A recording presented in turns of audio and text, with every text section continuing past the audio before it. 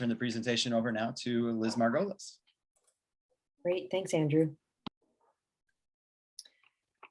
Thanks everyone for joining us today. We are going to take some time today. We'll go through this, I think in a good pace to discuss the Ann Arbor Public Schools Phase 1 bond plan.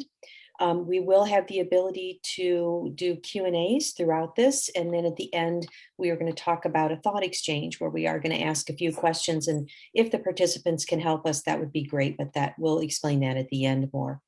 Joining me today on the presentation are Jill Minnick, who's our Assistant Superintendent of Finance and Operations, Emil Lozana, who's our Executive Director of Capital Projects, Andrew, who introduced himself earlier, and Jason Bing, who's our Construction Project Auditor. We're going to quickly today go through our bond campaign commitments. We're going to do an overview of the Phase 1 bond campaigns. We're going to show some mapping of staging plans and construction projects. We're going to talk a little bit about investment timelines by sector and level, as well as the bond and sinking fund dollars at work. We're going to address environmental sustainability as part of all of our projects. And then at the end, we're going to talk about communications, engagement, and next steps. As a review, we just want to share that the Ann Arbor Public Schools serves around 18,000 children. We cover 125 square miles, which includes not only the city of Ann Arbor, but also parts of 8 surrounding townships. The average age of our 35 buildings is about 65 years old, which is one of the reasons we are addressing the issues with our schools. Our properties cover 3.4 million square feet and 723 acres throughout our neighborhoods.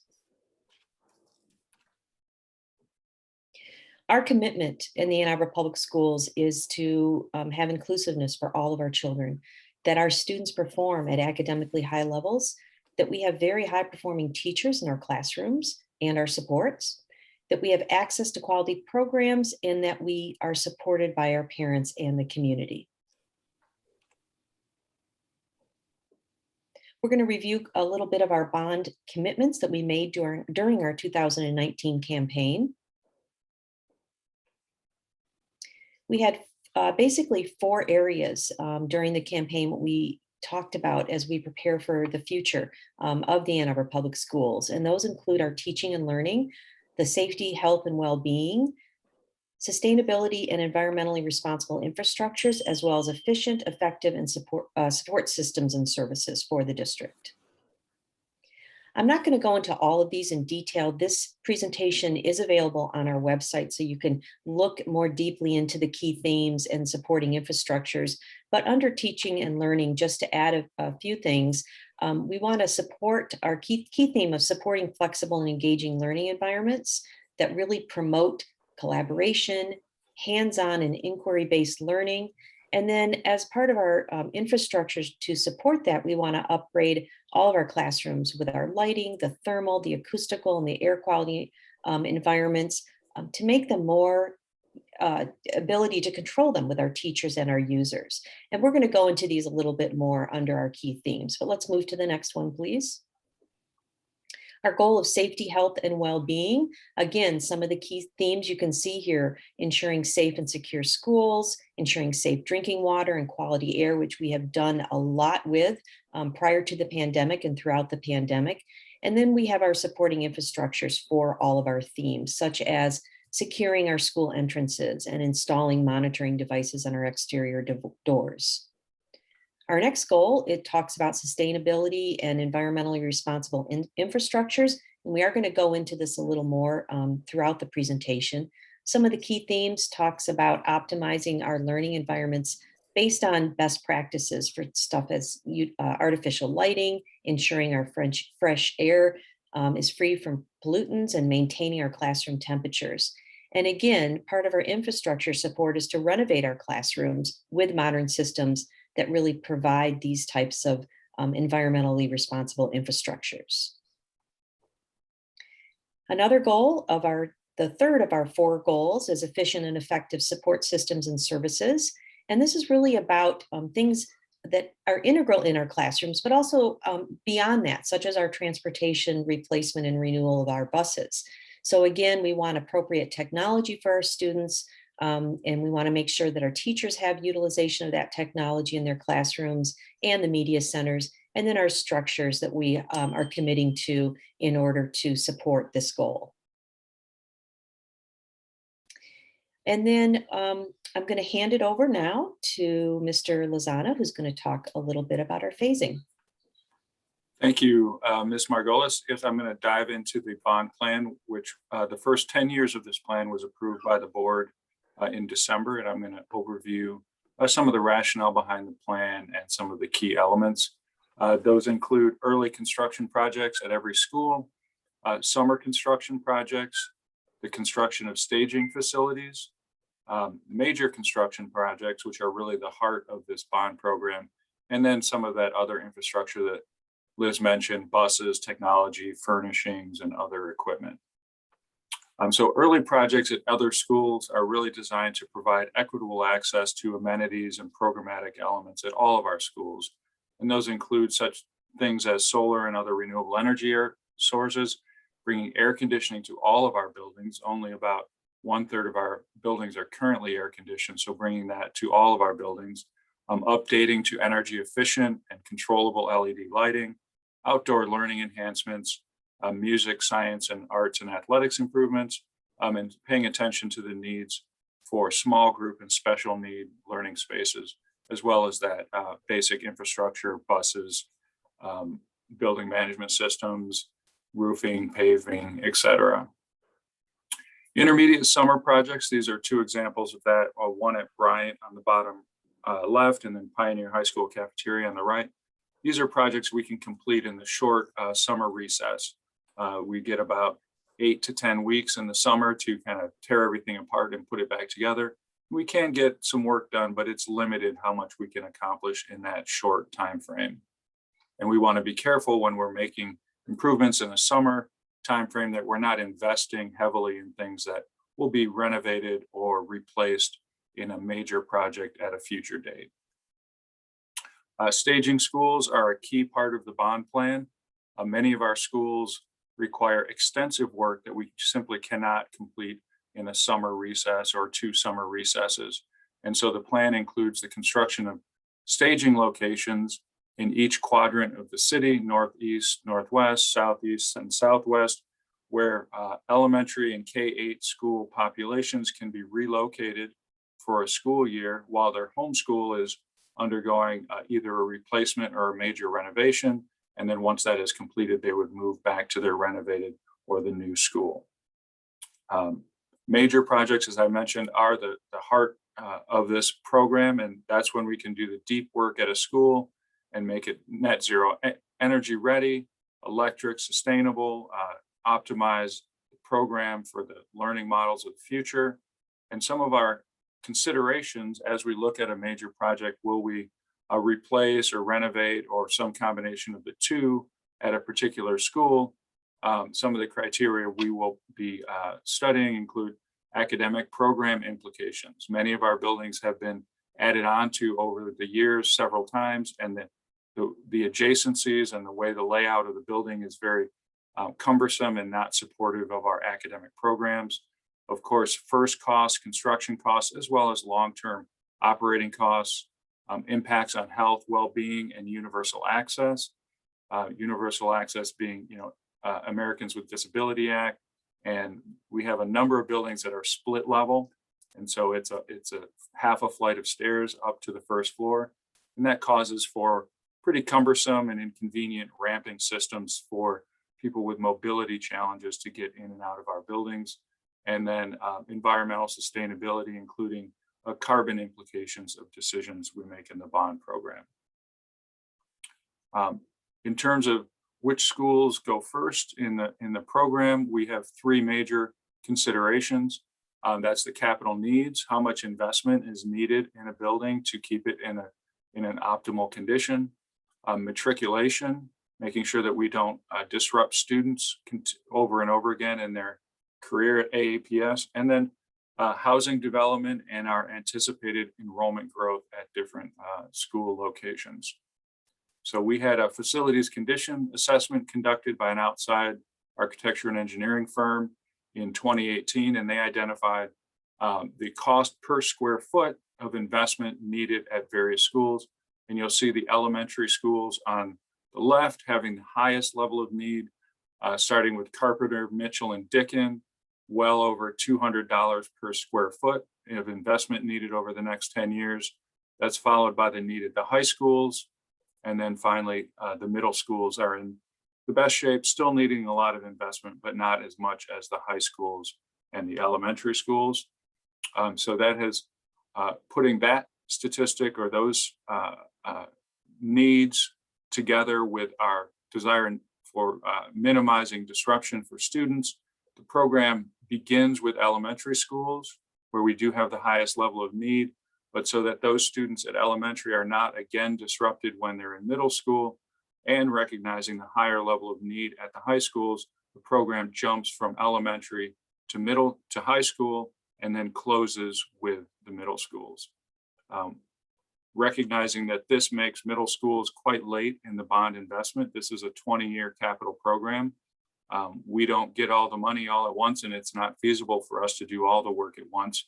So it is a 20-year plan. We have early in the bond program significant investment at all 5 middle schools, including school-wide air conditioning and ventilation, new lights and ceilings, and some custom as needed additional scope at each building to meet their needs. And then finally, another consideration in the prioritization of these projects is housing development. And you can see here this is the sort of elementary boundaries are indicated in the different colors, and developments in yellow, those are housing developments that were currently under construction when we conducted this study about 8 months ago. And the green are housing developments that are under planning review and we feel are likely to be constructed over the next several years. And those will all bring students to our schools. It's important to remember that the city of Ann Arbor is completely within the school district, but the school district does bleed out and include quite a bit of our township. So in this diagram, the heart-shaped piece, that's the city of Ann Arbor. That's where the majority of our schools are.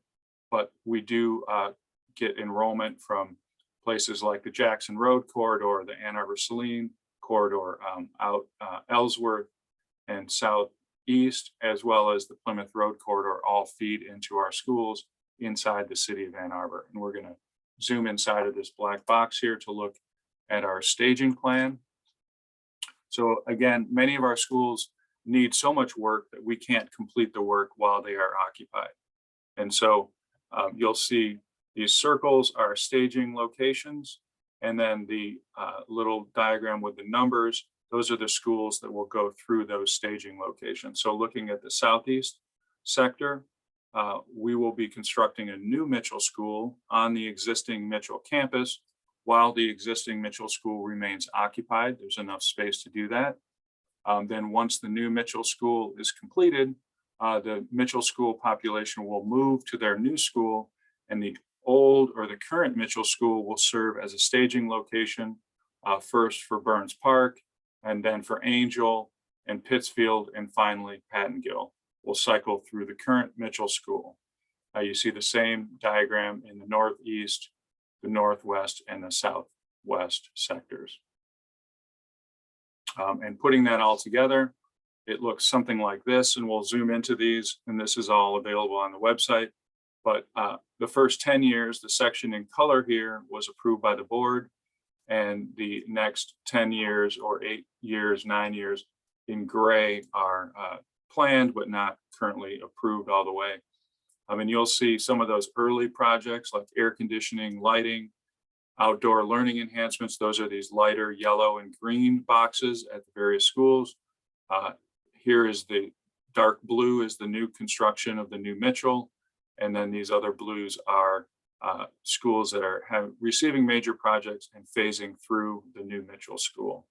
So looking at the southeast elementary schools, again, you can see, for instance, Carpenter, Burns Park, Angel, and the current Mitchell school are all receiving air conditioning and lighting upgrades this summer in 2021. So that's an ongoing project. We are doing some paving at Allen Elementary, as well as pretty much a complete roofing replacement at Bryant. And once that's done, they'll receive a solar energy system. And you can see that going through the different schools, the construction of the new Mitchell, and then the phasing of Burns Park, Angel, Pittsfield, and finally Pattongill through the new Mitchell School. Our team feels that for Carpenter, Allen, and Bryant, a relocation is not necessary and that we can complete the work in summers with the building occupied. You see the same here in the Northeast sector. We have 3 elementaries, Logan, King, and Thurston. The Northeast sector is a challenging sector for us. There's a lot of housing development and very little available land. So we're conducting a study this year and we'll bring recommendations to the board in the fall about how to proceed with staging for Logan, King, and Thurston elementaries. You can see the Southwest sector here a little bit further out in the plan with the construction of a new staging location at a place to be determined in the Southwest. And then the Northwest and the K-8 schools, the same thing with some early projects, recognizing that these schools, Wines, Abbott, Hazley, are pretty far out in the program. They do receive early work, but also intermediate summer projects to address some needs that they will likely have in those years to come. These are the middle schools. You'll see the kind of bright green boxes. These are those early mobilizations at the middle schools that bring in the full air conditioning, lighting, and fire suppression and some other work. And then some intermediate summer projects. And finally, their major projects happening quite a ways down in the bond program. And the high schools, we're really excited about completing a major project at Pathways coming up pretty soon. We are installing the air conditioning at Community High School. It's the only high school in our portfolio that does not have air conditioning. So again, with that lens of equity and the early mobilization, we wanted to make sure that Community High School got air conditioning and lighting upgrades. It does get quite uncomfortable in that building, especially on the 3rd floor. And you'll see some other intermediate mobilizations and then major projects down the road there. And then we have our other buildings, the preschool, the Freeman building, the Ballast building, and the transportation building. And the Ballast building, we're conducting an office utilization analysis, recognizing that we've all kind of worked a little differently this last year and a half, and we want to make sure that we are smart about how we think about our office space and are more efficient and accessible to the public with our administrative building. And of course, we will continue through the entire bond program to invest in other areas: music, arts and science, buses, technology, athletics, solar energy, paving and stormwater, and our building management systems need a lot of work. And I think I will be passing it to Ms. Minnick. Thank you, Mr. Latsana. Good afternoon, everyone. Thank you for being with us today. All of the projects we just reviewed are supported by the bond millage. However, Ann Arbor Public Schools has been making critical upgrades to our buildings and grounds and facilities over the past number of years with the renewal of the sinking fund millage. So by layering in the bond program, the bond millage, we are able to expand on those efforts to bring even more meaningful and transformative ways to benefit our students with enhanced learning environments. So we are extremely grateful for the community's support in these efforts. And we have already completed a number of projects. We have a number underway, which we will review shortly. But I wanted to spend just a few minutes on how the sinking fund and the bond dollars work together. They are two distinct millages and two separate funding streams. And I just want to share how they dovetail together to support this work. Looking at the top 3 lines in the chart there and reading along with the assumptions, the sinking fund is a tax levy that the voters renewed in 2017. They are funds that are collected throughout the year as those taxes are remitted. With 2 additional renewals, should we be so fortunate, the revenue support over the next 20 years then would be projected to total $613 million. And that's the sum of the first 3 lines there.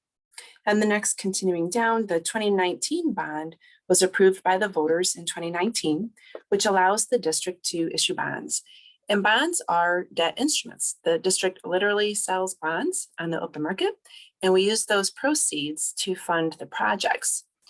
However, the millage tax dollars goes to pay the principal and interest on those bonds.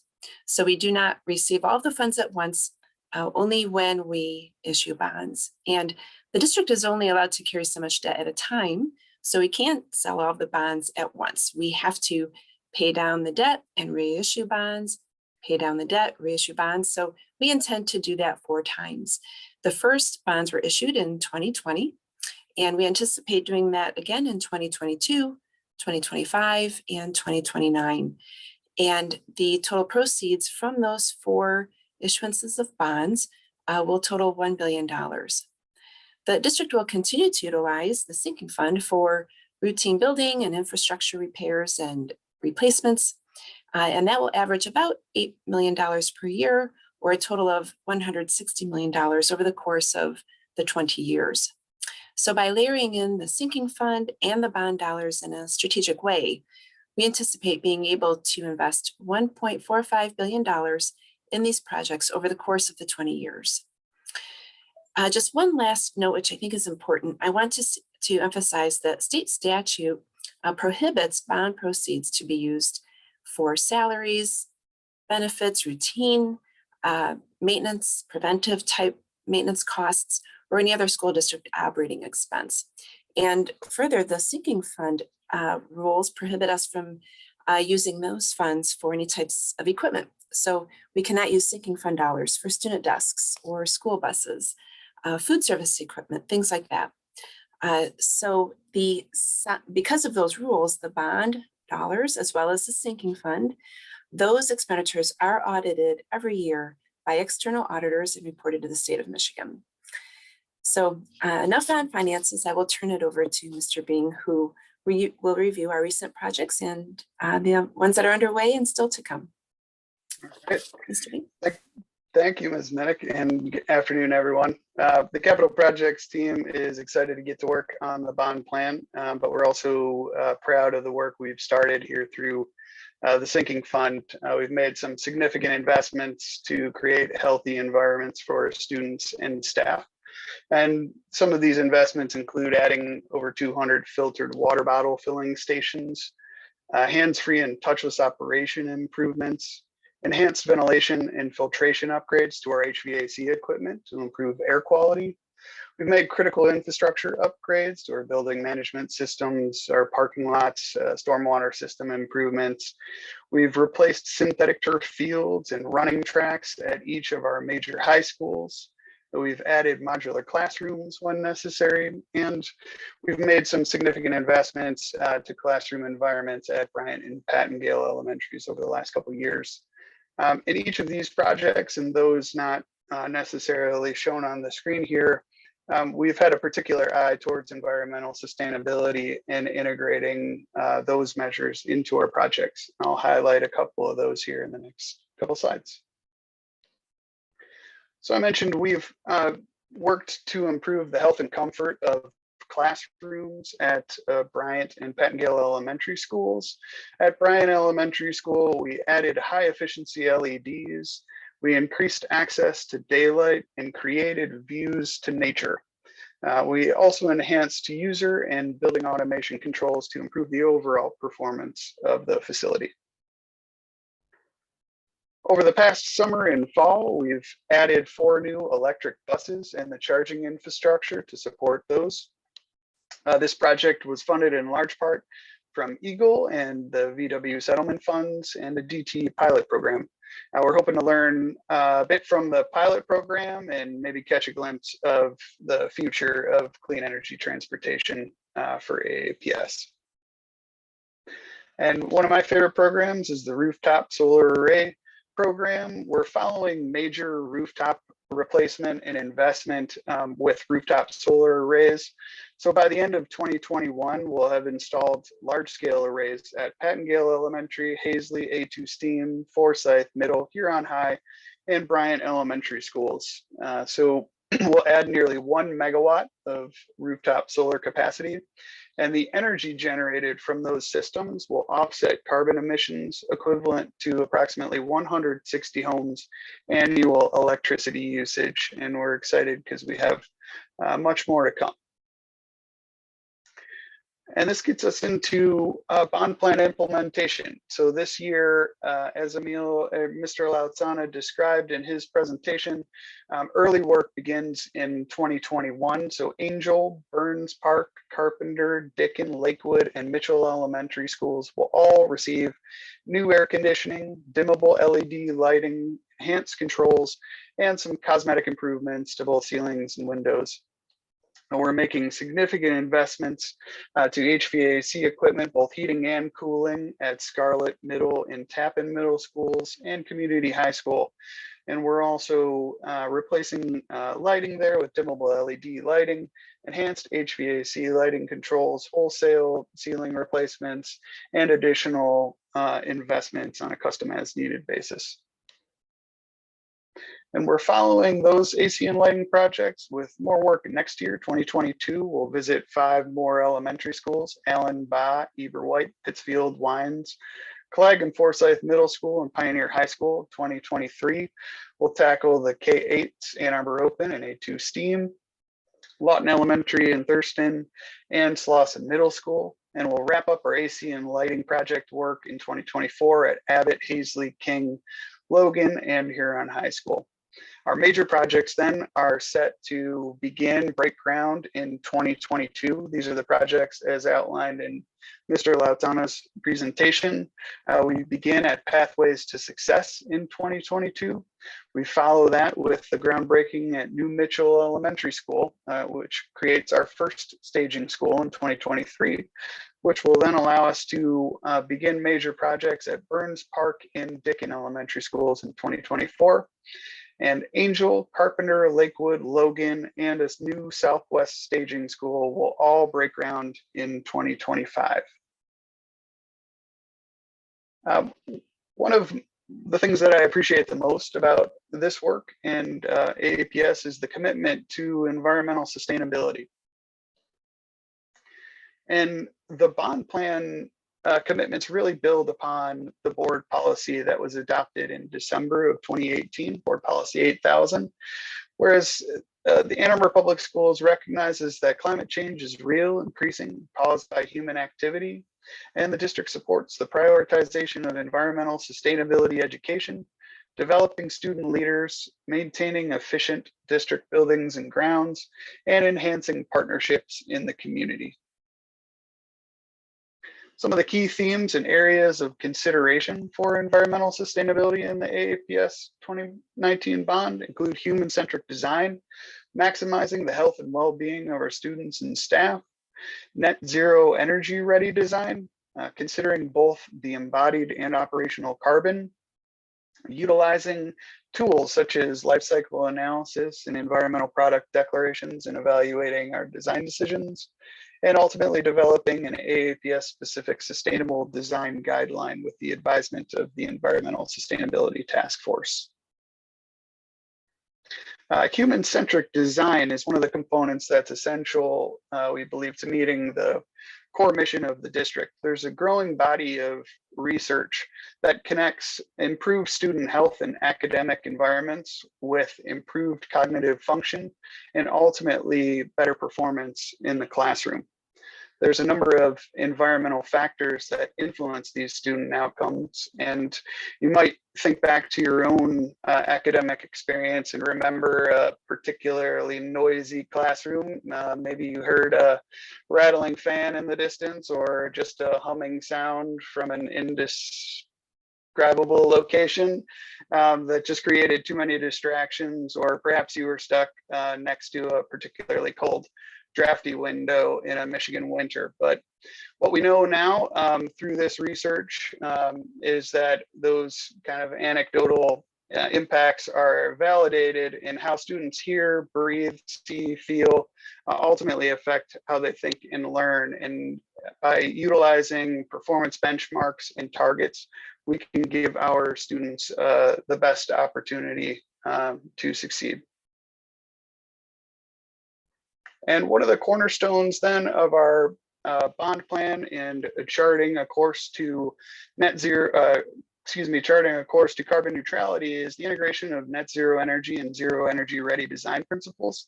Our major projects offer an opportunity to achieve significant carbon foot reductions. And essentially, we're going to maximize the efficiency of these buildings to reduce the consumption, the energy consumption used in the buildings, and then ultimately attempt to offset the energy consumption through solar production and clean energy offsets. And we're going to wrap up or summarize all the performance targets and goals in these projects through a sustainable design guideline developed with the assistance of professionals. These guidelines will include both project level guidelines and district level guidelines and goals, and will utilize best practice sustainable design rating systems that will cover topics that range from design concepts and strategy through design process into building systems and all the way through education and operations. And with that, I'll turn it over to Ms. Margolis. Thank you, everyone. As we wrap up here, we want to talk a little bit about communications and community engagement. So our community stakeholders will have the opportunity throughout the phase 1 bond plan to provide feedback. And the ways we're going to be doing that is through community organization presentations like we are doing now, our public presentations, topical presentations, and then thought exchange, which you will have an ability to access today. We also are going to talk about our bond advisory committee, our environmental sustainability task force. Each school will have a design committee, and then we are unveiling a new website, as well, of course, as our updates at our Board of Ed meetings. So our new website will be coming online soon, and this will show every school individual plans and project updates. All of our board reports will be loaded here, as well as any of the bidding that we've done on construction projects, as well as our financial reports. That will be coming on soon. It will be linked on all of our school sites, as well as all of our the district's website as well, sorry. Also, the Bond Advisory Committee is going to be forming soon. We will be engaging community members and organizations in a process to help inform our recommendations. They will also help us communicate the bond updates, as well as help us establish and enhance our partnerships.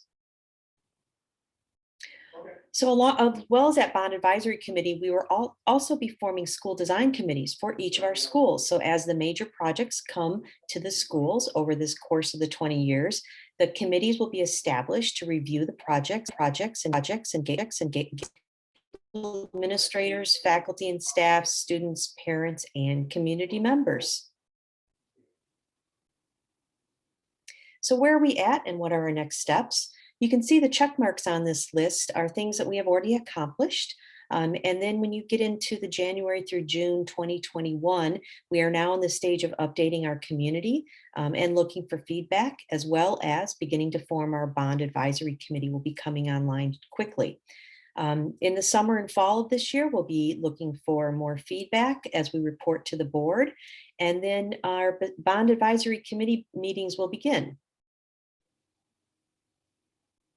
So today, and with all of our presentations, we're asking folks to help answer a few questions for us through the thought exchange. What most excites you about the plan? What new information did you learn about the plan? And what questions and concerns do you have? We'll be using the information gathered from the thought exchange to develop our FAQs, which will be available on the website. You can see the link right there. It will just ask you to really comment on those 3 points in the thought exchange. So we invite you to do that today.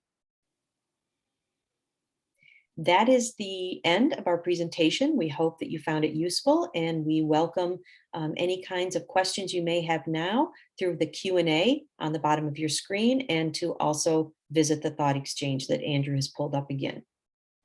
Thank you so much for taking your time during your lunchtime today to hear what we have to say about the AAPS bond plan. I just encourage everyone, if you have an immediate question, to go ahead and use the Q&A function It's at the bottom of the screen on the bar of tools. And you just type in your question there and we can try and answer it. And also, again, encourage everyone to go to that thought exchange and participate just in your overall reactions to what you've heard today and the phase 1 plan.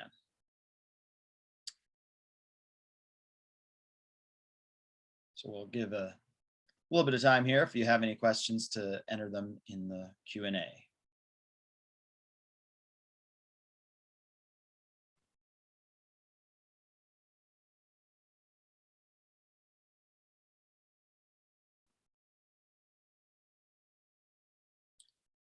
Well, I'm not seeing any questions coming in. So I just encourage you to participate in the thought exchange, share your feedback there. And with that, I wish you a good afternoon and thank you for watching the video.